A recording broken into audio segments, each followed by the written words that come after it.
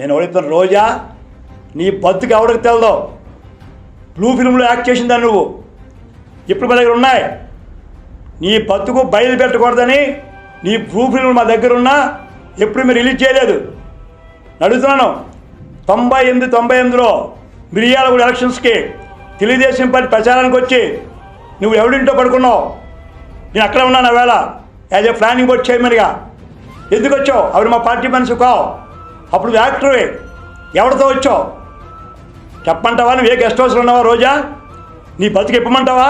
Record dance చేసుకునే నువ్వు, blue ఫిల్మ్లో act చేసే నువ్వు, కిరాయికి వెళ్ళిందని నువ్వు, నీ అదృష్టం బాగుండి ఈవేళ మంత్రి అయిపోతే ఈవేళ ఇష్టాచారంగా ఎన్టీ రామారావు కుటుంబం మీద వాడు వీడు అది ఇది మాట్లాడతావా? నీ బతుకేమిటి?